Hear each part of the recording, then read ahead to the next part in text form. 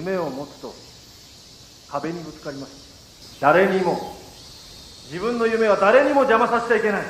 Kisah akan berfokus pada seorang pegawai pajak bernama Kumazawa. Saat ini ia pergi ke acara santunan dengan bawahannya bernama Mochi. Bukan untuk menghadiri acara tersebut, melainkan bermaksud untuk meminta keterangan dari pria bernama Tachibana yang diketahui telah melakukan penggelapan pajak dengan jumlah yang sangat besar. Tachibana-san, 中野北税務署の望月と申します。おととし、橘コーポレーションはシンガポールの土地開発業者に20億。 Mochi yang dengan gamblangnya menginterogasi Tachibana di depan umum pun tentu membuat Kumazawa resah karena pusat saja tidak ada yang berani menyentuhnya. Ia yang mengingatkan agar jangan gegabah, hal itu sama sekali tidak dipedulikan oleh Mochi, yang pada akhirnya mereka pun harus mendapat masalah karena difitnah telah melakukan tindak kekerasan.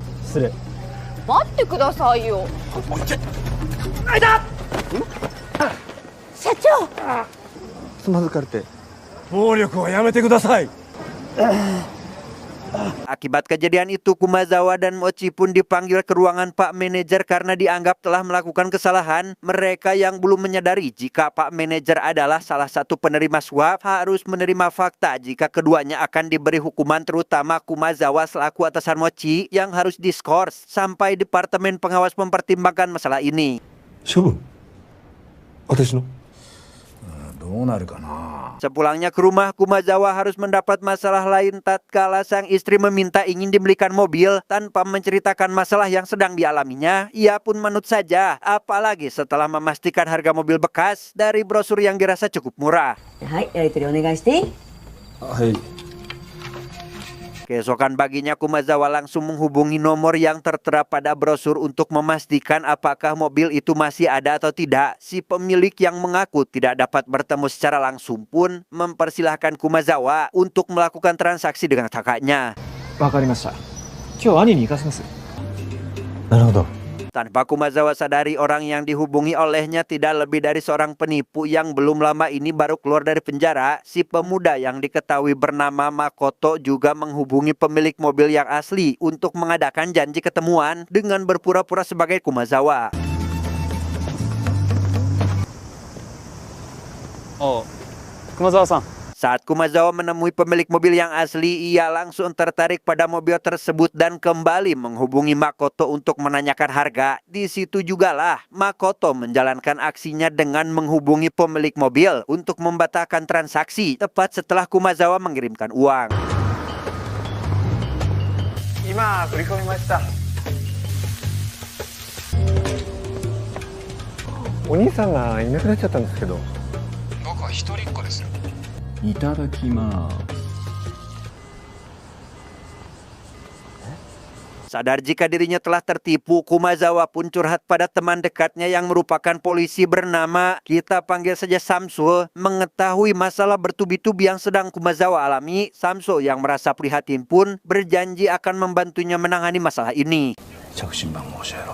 俺の患者はその詐欺師前がある。捕まえられるか。 Setelah melakukan pengecekan dari nomor ponsel milik pelaku, Samsul menemukan jika sosok itu adalah Makoto yang memang memiliki riwayat kriminal. Ia lekas mengirimkan gambar Makoto pada Kumazawa yang ingin melihat bungkelekannya, termasuk meyakinkan bahwa dirinya akan berusaha keras untuk melacak keberadaan sosok tersebut. 悪人とっちめるのに手段は選んでられない。 Selesai dengan Samsul, kini ia dihubungi oleh Pak Manajer yang mengajaknya bertemu di sebuah bar. Bukan untuk ngobrol santai atau bersenang-senang, Kumazawa malah dipaksa untuk meminta maaf secara langsung kepada Tachibana yang juga ikut hadir. Dan jika ia menolak, maka jangan harap ia bisa nyaman bekerja di kantor pajak. そうすれば処分は取り下げられる。 Demi mengamankan pekerjaannya, Kumazawa pun tidak punya pilihan lain selain meminta maaf meski tidak melakukan kesalahan, di mana Pak Manajer yang menyaksikan hal itu tidak dapat berbuat apa-apa karena memang dirinya lah orang dalam yang melindungi Tachibana yang akan melakukan apa saja agar sosok itu tidak tersentuh. じゃあお帰りよ。ありがとうございます。 Selesai dengan masalah pekerjaan, Kumazawa kembali menemui Samsul yang sedang mengawasi kediaman Makoto, di mana Makoto yang sadar jika dirinya sedang diawasi pun langsung menemui Kumazawa untuk meminta maaf dan mengembalikan uangnya tepat ketika Samsul sedang izin ke toilet.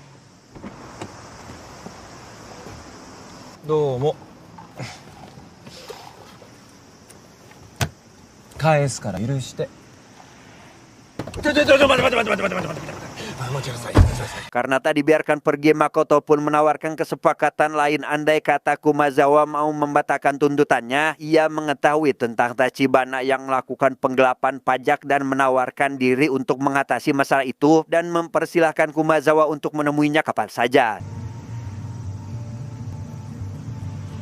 Demi menegakkan keadilan, Kumazawa tidak punya pilihan lain kecuali menerima tawaran dari Makoto. Ia langsung menemui pemuda itu di sebuah gedung bekas teater sesuai alamat yang diberikan. Alasan Kumazawa ingin mengupas tuntas kasus ini bukan hanya karena tugasnya sebagai PNS, tetapi juga untuk melanjutkan perjuangan rekannya yang 7 tahun lalu bundir akibat frustasi karena gagal dan difitnah oleh si Tachibana. 顔色悪いね。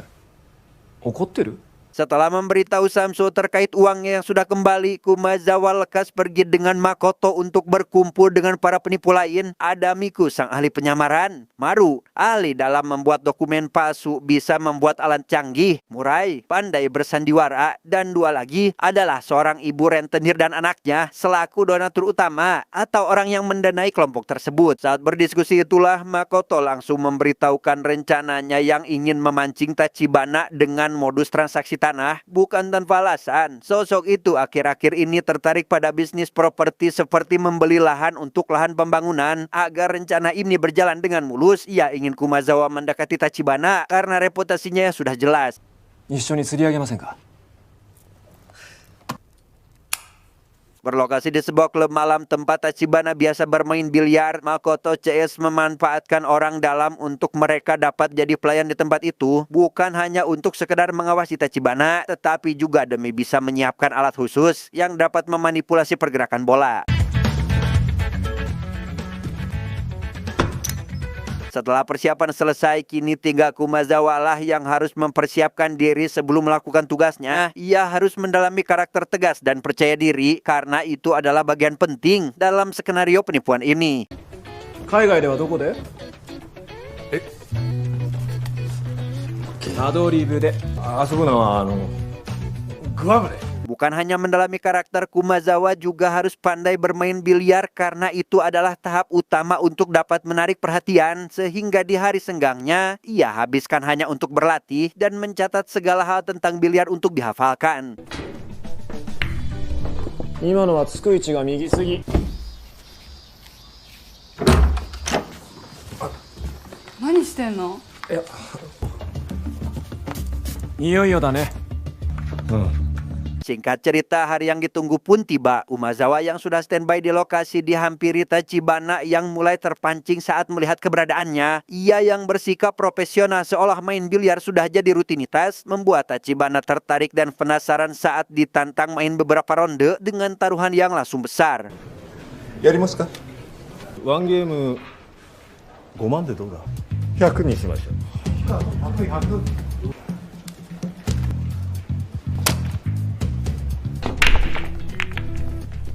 Berkat alat canggih yang tersimpan di bawah papan biliar, Kumazawa pun dapat memenangkan ronde pertama dengan sangat mudah. Tapi di ronde kedua, Tachibana mulai menyadari ada yang janggal karena pukulannya sering leset. Maru yang panik karena dihampiri sosok itu pun sekonyong-konyong menyembunyikan alat pengendalinya ke dalam mulut. Yang padahal Tachibana hanya ingin memesan minuman. Mata tsumami gui. Sumimasen, shinjin de. レガシリアを。 Karena alatnya rusak, Makoto CS pun mulai panik karena khawatir Kumazawa kalah dalam ronde ini. Tapi berkat latihan yang dijalaninya, Kumazawa tetap berusaha fokus meski kali ini tidak dibantu dengan alat canggih dan...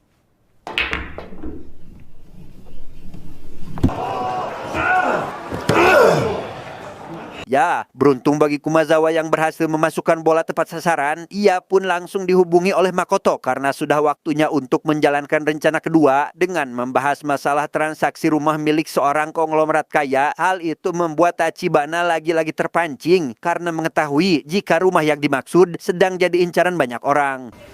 すみません、もうワンゲームですよね。腹が減った。飯に行こう。 はい。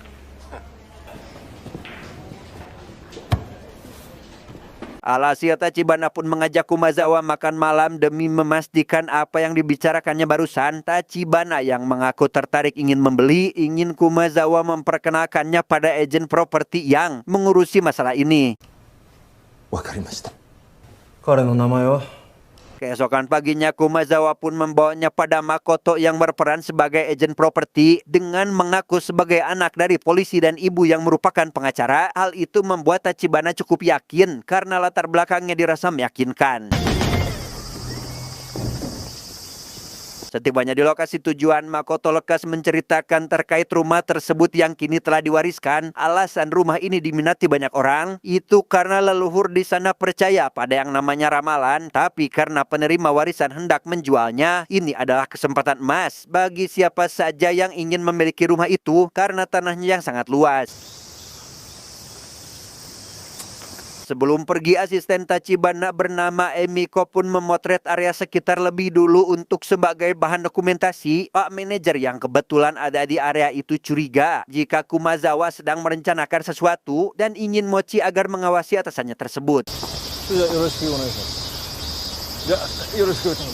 Sepulangnya Makoto CS ke markas, mereka tinggal menyusun rencana selanjutnya di mana Miku harus menjalankan peran sebagai pewaris dari rumah tersebut. Di luar dugaan, putri dari Kumazawa seketika datang karena mengetahui keberadaan ayahnya dari GPS keluarga, sehingga mereka lekas berbohong dengan cara mengaku sedang latihan untuk persiapan acara teater. プロデューサーどう思う？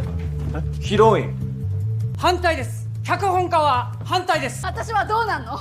ヒロインは私でしょ。娘はまだ劇団には入れられません。 Agar tidak menimbulkan kecurigaan, Makoto bahkan ikut makan malam dengan keluarga Kumazawa untuk meyakinkan mereka. Selesai dengan itu, tersirat dalam pikiran Kumazawa ingin mengetahui apa alasan Makoto mengincar Tachibana, sehingga diketahuilah jika semua ini tidak lain adalah rencana balas dendam Makoto terhadap sosok itu karena ayahnya telah difitnah dan beliau kini mendekam di penjara. 復讐か。何の話してんの？まあいい。 任せなさい。 Samsul yang kebetulan ada di area itu tak sengaja mendengar pembicaraan dan kecewa pada Kumazawa karena telah gabung dengan kelompok penipu. Meski begitu, ia hanya dapat mendoakan semoga berhasil karena sama-sama ingin membalaskan dendam atas teman mereka yang bundir 7 tahun lalu. Keesokan paginya Makoto pun mengadakan pertemuan dengan Tachibana guna membahas masalah kelanjutan transaksi. Di luar dugaannya, Emiko sang asisten malah ingin memastikan lebih dulu apakah Miku benar-benar pemilik rumah atau bukan dengan menunjukkan kumpulan foto yang diambil dari sekitaran rumah di mana Miku selaku pemilik harus menebak satu di antaranya yang palsu. この中にはございません。大変失礼いたしました。 Karena jawaban Miku benar, Tachibana dan Emiko pun mulai percaya jika ini bukan penipuan. Meski sempat keberatan karena harus membayar dengan uang tunai, hal itu tidak dipedulikan karena Tachibana sudah diberi harga pengurangan yang sangat tinggi. Selesai tawar-menawar harga, Tachibana mendapat telepon dari si manajer yang memberitahu terkait kecurigaannya terhadap Kumazawa. Sehingga mendengar hal itu, ia pun lekas pergi ke kantor pusat agen properti untuk memastikan apakah Makoto adalah salah satu karyawan di tempat itu. Dan benar saja, Tachibana pun akhirnya sadar jika dirinya sedang dipermainkan. 権利書は偽造ですね。このまま奴らの芝居に付き合う。 Dengan cepat Tachibana ingin agar anak buahnya menyiapkan pasukan untuk menangkap Kumazawa CS esok hari. Ia berniat untuk tetap melanjutkan transaksi demi bisa mendapatkan bukti yang dapat menjebloskan mereka ke penjara dengan bantuan Emiko yang bertugas menyiapkan kamera tersembunyi. Hai. Singkat cerita, hari transaksi pun tiba. Sementara Kumazawa menunggu di dalam mobil, Makoto dan rekannya sudah ada di ruangan dan mulai menghitung uang dengan alat khusus. Tanpa mereka sadari, anak buah Tachibana mulai berdatangan dan sudah siap di posisi untuk melakukan penangkapan. Kumazawa yang menyadari hal itu berniat menghubungi Makoto agar lekas membatalkan transaksi, tetapi...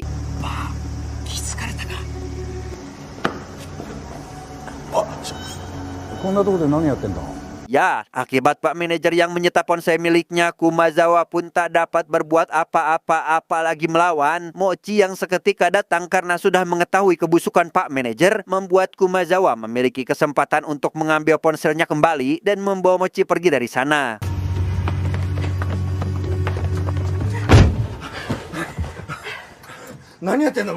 Dengan cepat Kumazawa langsung menghubungi Makoto untuk memberitahunya terkait situasi sekarang, sehingga tepat ketika tinggal menjawab surat kesepakatan, Makoto CS lekas membatalkan transaksi dan langsung memilih pergi. Tetapi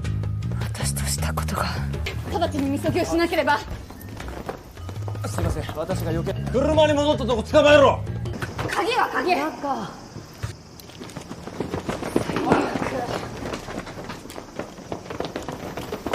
Nah, sebagai Makoto CS yang harus tertangkap, mereka tidak dapat berbuat apa-apa kecuali pasrah saat digelandang ke mobil polisi. Tapi ketika Tachibana mengecek uangnya lagi, ia benar-benar dibuat terkejut saat menyadari uang itu palsu karena ternyata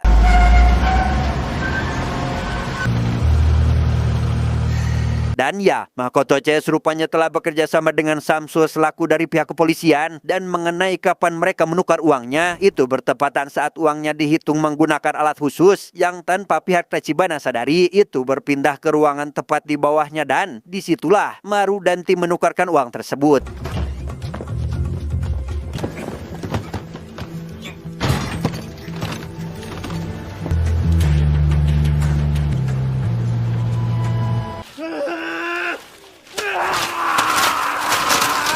Berkat keberhasilan Makoto CS, Kumazawa pun dapat bernafas lega karena sudah menyelesaikan tugasnya. Dan sesuai judul film ini yaitu Pasukan Pemarah, Pegawai Negeri dan 7 Penipu, semua ini rupanya tidak luput dari bantuan Emiko, sang asisten Tachibana, penipu atau orang ketujuh yang berperan jadi orang dalam, sekaligus merupakan ibu kandung Makoto itu sendiri. Bukan hanya mendapat uang, Kumazawa bahkan diberi berkas berisi bukti perihal Tachibana yang telah melakukan suap dan tidak membayar pajak, sehingga dengan adanya bukti tersebut, Tachibana tidak mungkin dapat mengelak dari perbuatannya, dan begitu pula Pak Manajer selaku orang yang menerima suap.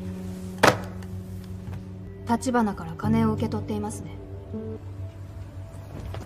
計10億3625万8432円。